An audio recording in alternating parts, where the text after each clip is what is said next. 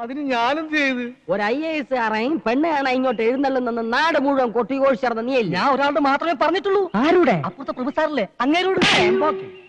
ഇത് സത്യം പറഞ്ഞത്. അപ്പൊ ആദ്യത്തേതോ? അത് സത്യം പറയാൻ ഇതും മുടക്കിയത് അവൻ തന്നെ. അവ എനിക്കിട്ടൊരു പാര വെച്ചാ ഞാൻ 30 പാര അങ്ങോട്ട് വെക്കണം. എന്തായിരുന്നു ഒരു കാലത്ത് രണ്ടാളുടെ സ്നേഹം? ഈച്ചയും ചക്കരയും പോലെ അല്ലായിരുന്നോ? ഒരു പായിൽ ഉറങ്ങി, ഒരു പാത്രത്തിലുണ്ട്. ഒരുപോലെ 2 വീടും 2 പിള്ളേരും ഉണ്ടായപ്പോ തെറ്റി. പിള്ളേരുണ്ടായപ്പോഴല്ലടി തെറ്റിയത്. നീ ഇവിടെ നിന്നെ പോലൊരു ചാവ അവിടെ വന്ന് കയറിയപ്പോ തെറ്റി. എന്തായാലും അടിച്ചു പിരിഞ്ഞത് നന്നായി. ഇത് കൈ നീട്ടി അടിച്ചോ? ഇത് ചെയ്ത ജ്വാലിക്ക് അടി കിട്ടുമ്പോഴുള്ള ദുഃഖം ഇത് കിട്ടുമ്പോഴാണ് എനിക്ക് മാറാറ്. അത് കക്കൂസ്. ഇങ്ങോട്ട് പോ. അവിടെ ഇവിടെ നിരങ്ങി അതും ഇതും പറഞ്ഞു നടക്കണം. ഇവൻ ഇവിടെ കേറ്റാതിരുന്നാലേ ഈ കല്യാണം നടക്കൂ. എടീ, അവിടത്തെ കാര്യങ്ങൾ ഇവിടെ അറിയണമെങ്കിൽ ഇവൻ തന്നെ വേണം. പറ്റിയ ചെക്കനെ ഒത്തു കിട്ടിയാ പിടിച്ച് കെട്ടിക്കാതെ പിന്നെ ഏത് കൊമ്പത്തെ ആലോചന വരുന്നും പറഞ്ഞാ നിങ്ങൾ നോക്കിയിരിക്കണത്. വരുമടി, ഇവിടെ വരും. ഇല്ലെങ്കിൽ ആ ബ്രോക്കറെ കൊണ്ട് ഞാൻ വരുത്തിക്കുമടി. എനിക്കോ 5 ക്ലാസിന്റെ പഠിപ്പോ തറവാടിത്തോ പാരമ്പര്യമോ ഒരു മണ്ണാങ്കട്ടയില്ല. പക്ഷെ എനിക്കില്ലാത്തേക്ക് എന്റെ മോക്കും ഒരു യമണ്ടം വീട്, പുത്തൻ കാറ്, ത്വാന പണം, നല്ലൊരു അച്ഛൻ, നല്ലൊരു അമ്മ. അതില്ല. അവൾക്കും പരിപാടിയല്ല. ഒന്നാം തരം ചെറുക്കൻ, നല്ല പാരമ്പര്യമുള്ള തറവാട്ടി പറഞ്ഞ പഠിപ്പുള്ള അന്തസ്സുള്ളൊരു ചെറുക്കൻ. ഒരുപാട് ആലോചനകൾ വരും. എല്ലാം ഞാൻ മുടക്കുകയും ചെയ്യും. ലവന്റെ മോളുടെ കല്യാണം മുടക്കാൻ വേണ്ടി ഒരു 10-15 ഡിഗ്രിക്കാരെ ഞാൻ ജ്വാലിക്ക് വെക്കും. നിങ്ങൾ തമ്മിൽ ഇങ്ങോട്ടും അങ്ങോട്ടും മുടക്കിയ എന്റെ വീട്ടിൽ അരി വേവില്ലല്ലോ ഈശ്വര. ഈശ്വരാന്ന് വിളിക്കാതെ പ്രഭു സാറേന്ന് വിളിക്കണോ? ഓരോ കല്യാണം മുടക്കുമ്പോഴും പുളിങ്കുരു പോലെ കേഷന് തരുന്നതേ എന്റെ ചേട്ടനാ. ഇങ്ങോട്ട് നോക്കിക്കേ, എനിക്കൊരു ആഗ്രഹമുള്ളൂ. ലവന്റെ മോളുടെ കല്യാണം നടക്കുന്നതിന് 1 മണിക്കൂർ മുന്നെങ്കിലും എന്റെ മോളുടെ കല്യാണം നടക്കും. അതും ലവന്റെ ചെറുക്കനേക്കാളും ഒരു 2-2.5 പടി ഉയരത്തുള്ള ചെറുക്കനെ കൊണ്ട്. മുതലാളി, 2-2.5 പടി ഉയരത്തുള്ളതല്ല, ഒരു 18-18 പടി ഉയരത്തുള്ള ചെറുക്കനെ ഞാൻ കൊടുത്തരും. അത്രയും വേണ്ട. വേണ്ട. ലവടെ 1 PP ഊതിയ ഇവിടെ 5 PP ഊതിക്കും ഞാൻ. അവിടെ 1 ചെണ്ട മുഴങ്ങിയ ഇവിടെ 5 ചെണ്ട മുഴങ്ങണം. ലവടെ 1000 പേർക്ക് സദ്യ കൊടുത്താൽ ഇവിടെ 2000 പേർക്ക് സദ്യ കൊടുക്കും ഞാൻ.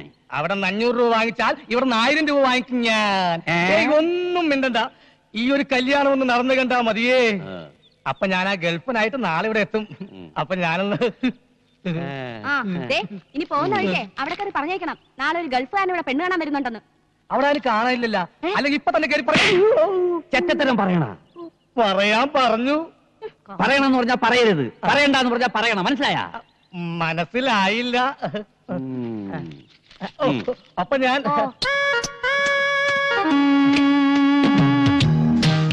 ഇത് എത്ര നേരമായി? ഒരു 1.5 ടൺ സാധനമെങ്കിലും ഇപ്പൊ അമ്മൂത്ത് വാരിത്തേറ്റ് കാണും.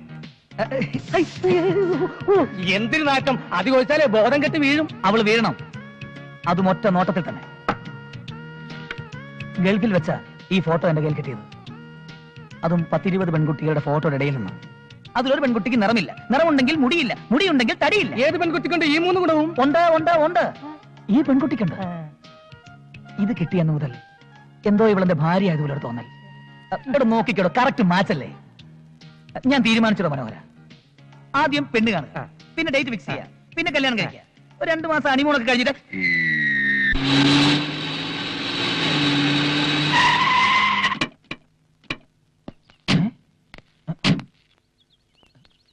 നമ്മൾ വന്ന് വെറുതെ തോന്നുന്നു. ഇതാ എഴുതി വെച്ചിട്ടുണ്ടല്ലേ, പ്രഭു ഇല്ലാന്ന്. അയ്യോ, ഇത് ആ പ്രഭു ഇല്ലെന്നല്ല, ഇത് പ്രഭുവില്ല, വീട്ടുപേര്.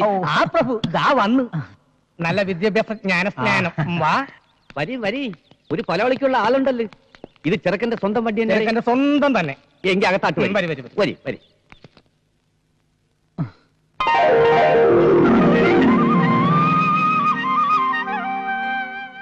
ഗൾഫി അല്ലേ? അതെ.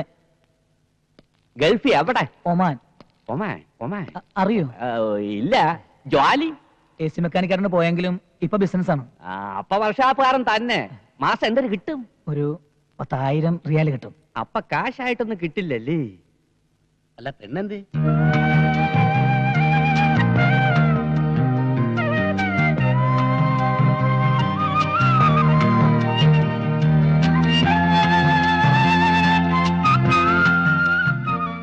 എത്ര വരെ പഠിച്ച്? SSLC. അയ്യേ, PA പോലും ഇല്ലല്ലേ? സാറിനേക്കാൾ 6 ക്ലാസ് കൂടുതലുണ്ട്.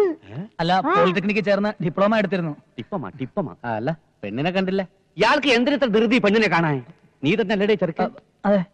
യവന്റെ ആരുടെ? കൊച്ചച്ഛൻ. അച്ഛൻ? ഞാനാ. അച്ഛന്റെ പേര്? രാമൻകുട്ടി. മരിച്ചുപോയി. എന്തരായിരുന്നു ജോലി? കൃഷി കാര്യങ്ങളൊക്കെ ആയിരുന്നു. കർഷകൻ കർഷകൻ കർഷകൻ. അച്ഛന്റെ അച്ഛന്റെ അച്ഛൻ കുഞ്ഞിക്കണ്ണൻ. ആ കുഞ്ഞിക്കണ്ണന്റെ അച്ഛൻ അത് ഓർമ്മയില്ലല്ലേ? അല്ല, അതിലെന്താ ഇത്ര പ്രസക്തി? അത് തറവാടിത്തം അറിയാവല്ലേ. പാരമ്പര്യമുള്ളവരാണെങ്കിൽ എത്ര തലമുറ കഴിഞ്ഞാലും മുൻ തലമുറക്കാരുടെ പേര് പറയും. ഉദാഹരണത്തിന് നമ്മുടെ വേലിത്തമ്പി തവള. ധവളയല്ല ദളവ. എന്തൊരു തവളെങ്കിലും ആവട്ടെ. ലവന്റെ തുടർച്ചക്കാരനെ ലവനെ ഓർക്കണില്ലേ, പേര് പറയണില്ലേ? അതുപോലെ യവനെങ്കിലും നിനക്കൊക്കെ ഉണ്ടോടെ? പെണ്ണെത്തി. അതെന്റെ പെണ്ണാടേ.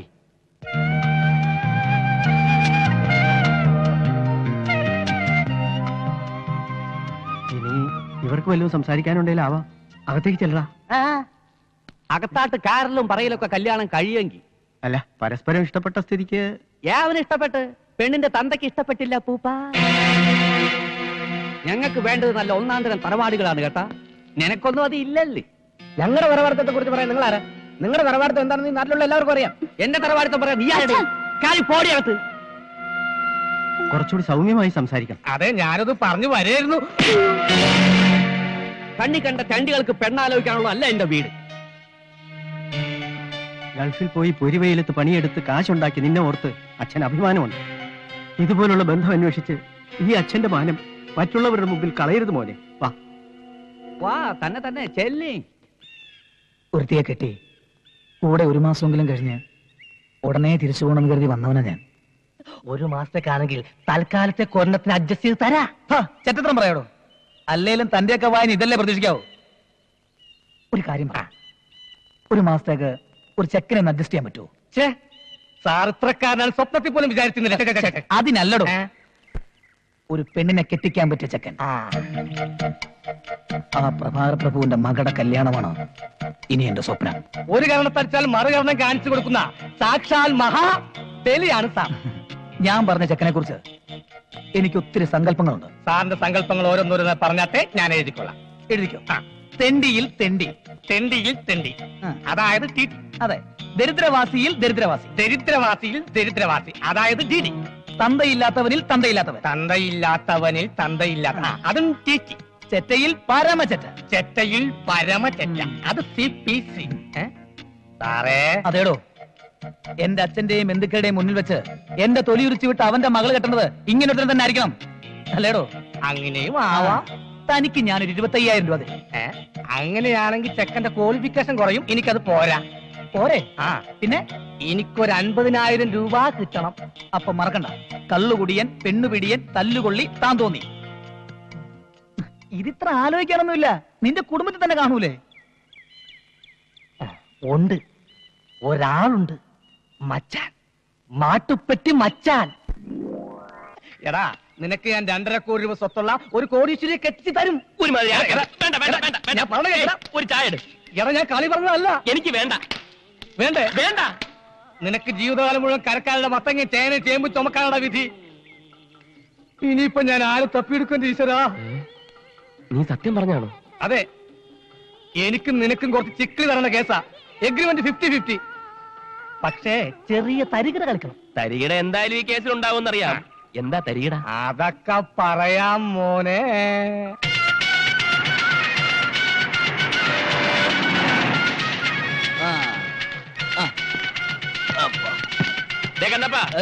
ഇവിടെ വാ, ഇവിടെ വാ.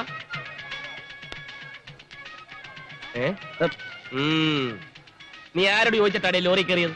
അതിപ്പോ ലോഡ് വന്നപ്പോ ഞാൻ ആര് ലോഡ് ഇറക്കണം, ആര് ലോറി കയറണമെന്ന് ഞാൻ തീരുമാനിക്കും. മേലാ വണ്ടി വരുമ്പോ ചാടി കയറിയ അടിച്ചിന്റെ കവാല കുട്ടിയാൻ പൊട്ടിക്കും. പോടാ. കണ്ണപ്പാ, ഇവിടെ വാ. പകുതി ലോഡ് നീ ഇറക്കിക്കും. ഈ ഉപകാരം ഞാൻ ഒരിക്കലും മറക്കൂല മുതലാളി. പോ പോ പോ.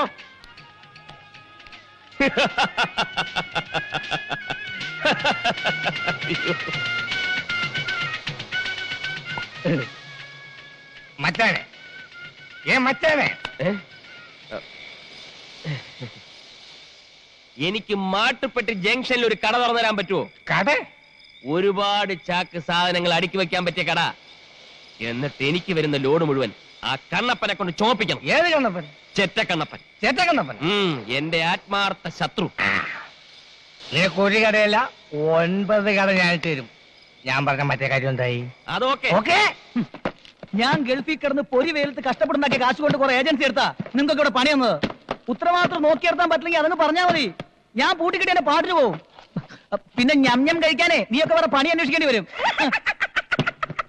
പരമതന്തി, ദരിദ്രവാസി, ചെറ്റ, നാറി, കള്ളുകുടിയൻ, തല്ലുകൊള്ളി, താൻ തോന്നി.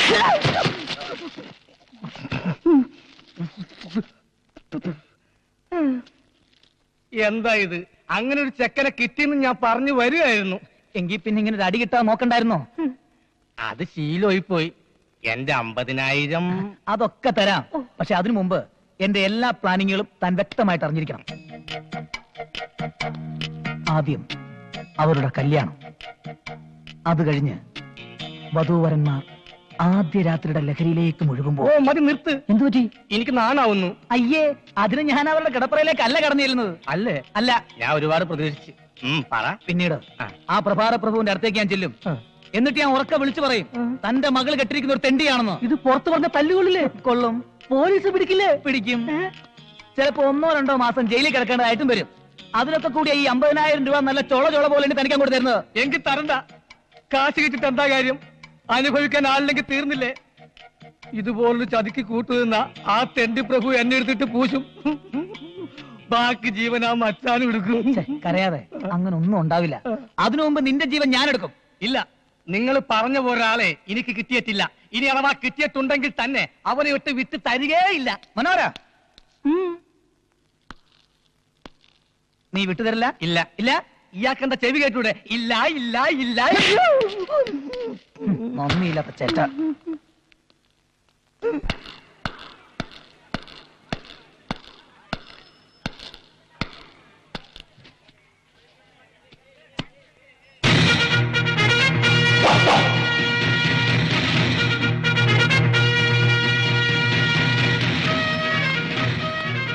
എവിടെ നോക്കിയിരിക്കുന്ന കളി? தங்கப்பா எப்படி இருக்கா என் ஸ்டைலு? சூப்பர். உழைப்பாளி படத்துல ரஜினிகாந்த் மாதிரி இருக்கு.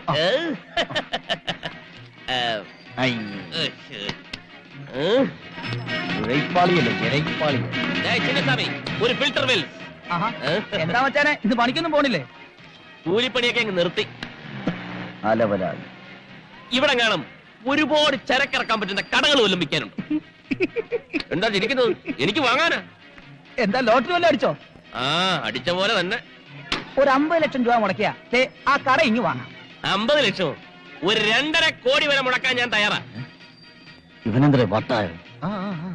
മുനിയാണ്ടി, എന്റെ കടയിൽ ചരക്കിറക്കുന്ന പണി നിനക്കും നിന്റെ യൂണിയൻ തന്നിരിക്കുന്നു. എങ്ങനെയുണ്ട് ഈ സ്റ്റൈൽ? മാച്ച് ഉണ്ടോ? മാച്ചൊക്കെയാണ്.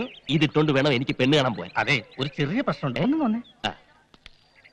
അതെ, പ്രശ്നമെന്ന് പറഞ്ഞാ വേറൊരുത്തർ എന്നെ പറഞ്ഞു പറ്റതാ. അയാളുടെ പ്രതികാരം തീർക്കാൻ വേണ്ടിയാ ഈ കല്യാണം നടത്തണമെന്ന് പറഞ്ഞത്. ചതിയാ. കെട്ടിക്കഴിഞ്ഞ അന്ന് തന്നെ നീ ഒരു തെണ്ടിയാണെന്ന് അയാൾ വിളിച്ചു പറയും.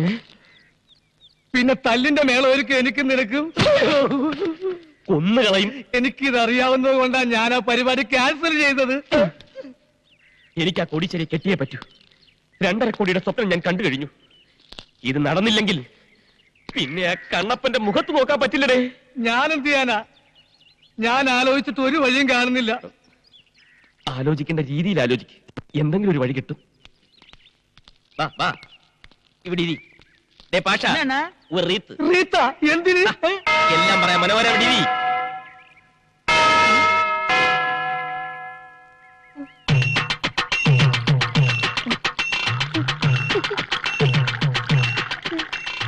ഈ റീത്ത് എനിക്ക് ഇഷ്ടമായി. ഈ റീത്തിന്റെ കൂടെ തൊട്ട് നിൽക്കാൻ ഒരു പൂച്ചണ്ട് കിട്ടുവാ. അതൊക്കെ പുറകെ വരും. ഇതങ്ങോട്ട് പിടി. ആ കുടി.